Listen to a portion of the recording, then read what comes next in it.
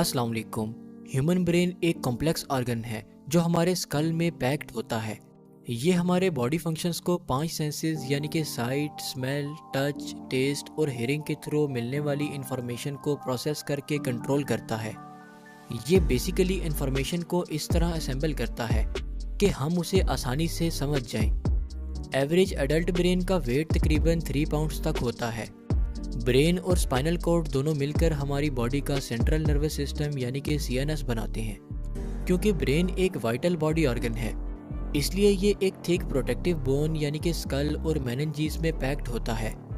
School का काम brain को इंजरी से प्रोटेक्ट रखना होता है, जबकि मेनिंजीज 3 टिश्यू लेयर से मिलकर बनी होती हैं जो ब्रेन को एडिशनल प्रोटेक्शन प्रोवाइड करती हैं। आउटर मोस्ट लेयर को ड्यूरा मैटर कहते हैं और ये थिक और टफ होती है। ये लेयर थिक फाइब्रस टिश्यूज से बनी होती है। मिडल लेयर को एराकनॉइड कहते हैं और ये थिन और ट्रांसपेरेंट होती है। ये लेयर भी फाइब्रस टिश्यूज से बनी होती है। इनर मोस्ट लेयर को पिया मैटर कहते हैं और ये थिन और वेस्कुलर लेयर होती है जो ब्रेन सरफेस के साथ डायरेक्टली अटैच्ड होती है। एराकनॉइड और पिया मैटर के दरमियान खाली स्पेस में एक खास फ्लूइड होता है जिसे सेरिब्रोस्पाइनल फ्लूइड कहते हैं। इसके अलावा ब्रेन के डीपर पार्ट्स में मौजूद होलो कैविटीज में भी सेरिब्रोस्पाइनल फ्लूइड होता है। इन कैविटीज को वेंट्रिकल्स कहा जाता है।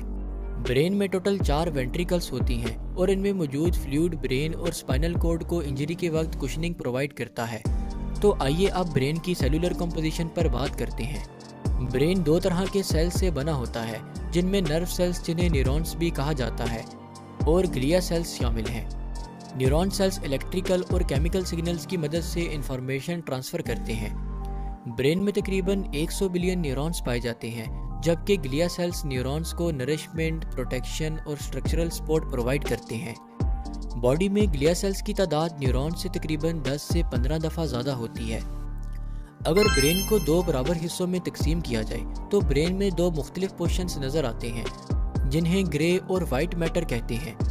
ग्रे मैटर ब्रेन की आउटर डार्कर पोर्शन को कहते हैं, जबकि वाइट मैटर ब्रेन के इनर लाइटर पोर्शन को कहते हैं। Grey matter neuron cell body से मिलकर बना होता है, जबकि वाइट मैटर माइलिनेटेड एक्सॉन से बना होता है। ये दोनों रीजन्स मुख्तलिफ रोल प्ले करते हैं। ग्रे मैटर का काम इंफॉर्मेशन को प्रोसेस करना और मीनिंगफुल बनाना होता है, जबकि वाइट मैटर का काम प्रोसेस्ड इंफॉर्मेशन को नर्व सिस्टम के बाकी हिस्सों तक ट्रांसफ़र करना होता है।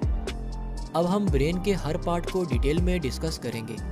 ब्रेन का वो पार्ट जो किसी खास वक्त में इंफॉर्मेशन को प्रोसेस करने का काम करता है, उसे ब्लड की ज़्यादा ज़रूरत होती है, और साइंस में एडवांसमेंट्स की वजह से हम ब्रेन के अंदर तक ब्लड वेसल्स को स्टडी कर सकते हैं, जिससे ब्रेन के हर पार्ट का फंक्शन मालूम करना इंतहाई आसान हो गया है। स्ट्रक्चर के हिसाब से ब्रेन के 3 अहम हिस्से होते हैं, जिनमें फोर ब्रेन, मिड ब्रेन और हाइंड ब्रेन शामिल हैं। हर पार्ट में मल्टीपल सब पार्ट्स पाए जाते हैं। फोर ब्रेन में जो स्ट्रक्चर्स पाए जाते हैं उनमें cerebrum, thalamus, pituitary gland, pineal gland, limbic system और अल्फैक्टरी बल्ब शामिल हैं। सेरिब्रम हमारे ब्रेन का सबसे बड़ा पोर्शन है और ये बड़े फंक्शंस परफॉर्म करता है, जैसा कि सोचना और एक्शन लेना वगैरह। सेरिब्रम को 2 हिस्सों में तकसीम किया जा सकता है, जिनमें राइट और लेफ्ट हेमिस्फेयर्स शामिल हैं। एक्सॉन्स का बंडल, जिसे कॉर्पस कैलोसम कहते हैं, ये दोनों हेमिस्फेयर्स को आपस में कनेक्ट करता है। हर हेमिस्फेयर बॉडी के ऑपोजिट पार्ट को कंट्रोल करता है। मसलन अगर ब्रेन के राइट साइड पर स्ट्रोक हो तो इससे हमारी लेफ्ट आर्म या लेग कमज़ोर या पैरालाइज हो सकती है। राइट हेमिस्फेयर को इंसान में क्रिएटिव साइड समझा जाता है, जबकि लेफ्ट हेमिस्फेयर को लॉजिकल साइड। आसान अल्फाज में left hemisphere speech, comprehension, arithmetic और राइटिंग को कंट्रोल करता है, जबकि right hemisphere creativity, special ability, artistic और म्यूजिकल स्किल्स को कंट्रोल करता है।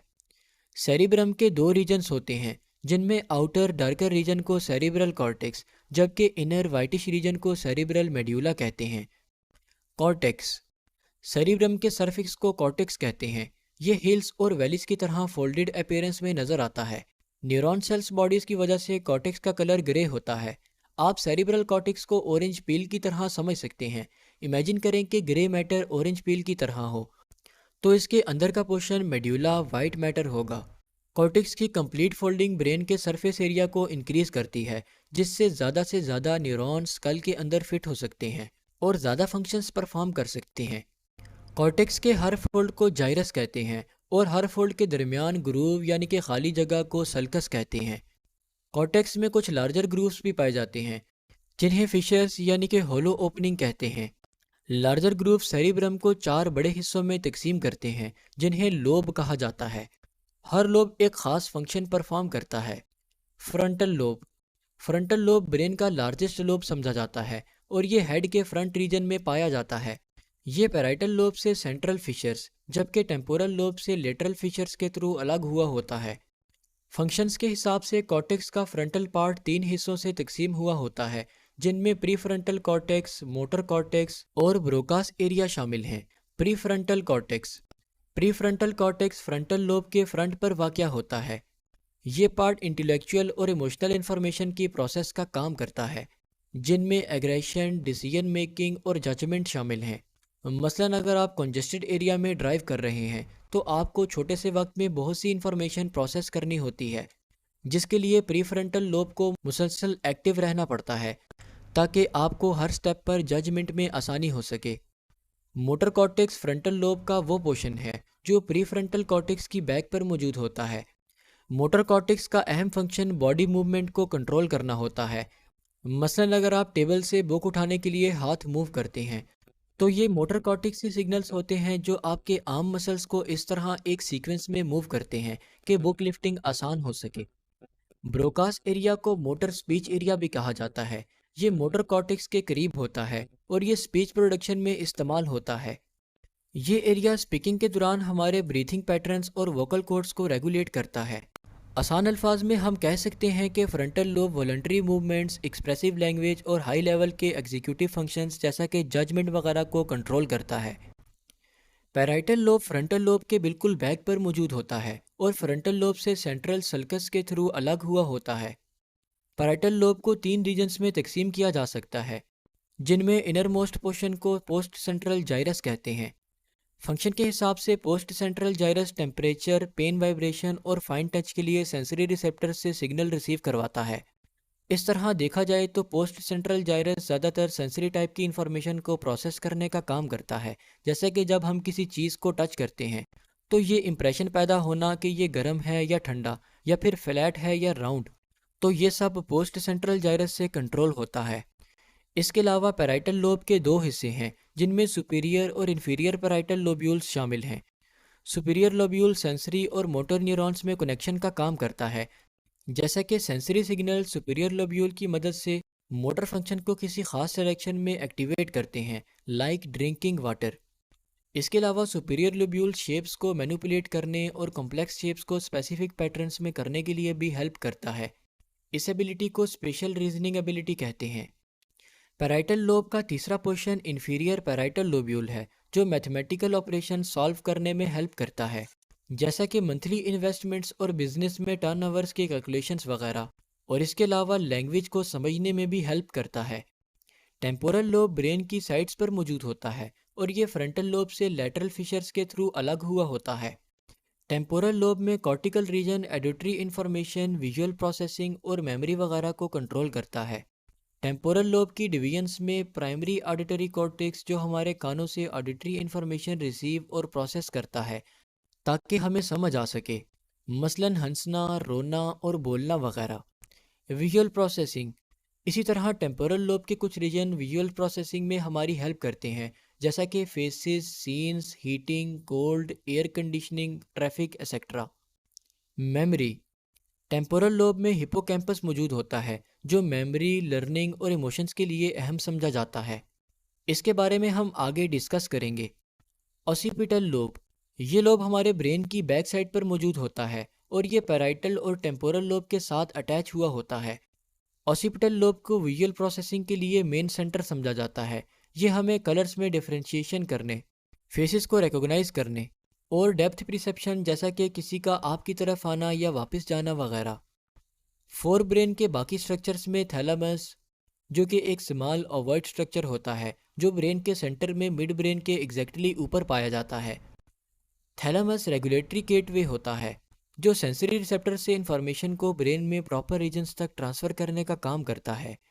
ये बेसिकली ब्रेन में इंटर होने वाले मुख्तलिफ सेंसरी इंफॉर्मेशंस को डायग्नोज करता है, जैसे कि ऑडिटरी, विजुअल, टैक्टाइल यानी कि टचिंग और टेस्ट वगैरह, और इस इंफॉर्मेशन को कॉर्टेक्स में स्पेसिफिक लोब्स तक पहुंचाता है। ये ब्रेन के मुख्तलिफ सेंटर्स और स्पाइनल कॉर्ड से इंफॉर्मेशन जमा करता है और इसे सेरिब्रल कॉर्टेक्स में करेक्ट एड्रेस तक पहुंचाता है। इसके अलावा thalamus regulation of sleep, alertness और वेकिंग अप को भी कंट्रोल करता है। The limbic system. Limbic system एक कम्प्लेक्स स्ट्रक्चर है जो सेरिब्रम के एग्जैक्टली नीचे पाया जाता है।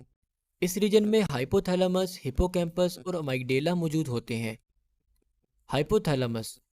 हाइपोथैलेमस थैलेमस के बिल्कुल नीचे और पिट्यूटरी ग्लैंड के ऊपर मौजूद होता है। हाइपोथैलेमस का सबसे अहम फंक्शन नर्व सिस्टम को एंडोक्राइन सिस्टम के साथ पिट्यूटरी ग्लैंड्स के थ्रू लिंक करना है। हाइपोथैलेमस कुछ सोमैटिक फंक्शंस को भी कंट्रोल करता है, जैसा कि बॉडी टेम्परेचर, स्लीप और भूख लगना वगैरह। हिप्पोकैम्पस। हिप्पोकैम्पस सेरिब्रम के मीडियल टेम्पोरल लोब में पाया जाता है। हिप्पोकैम्पस का स्ट्रक्चर सी हॉर्स की तरह होता है।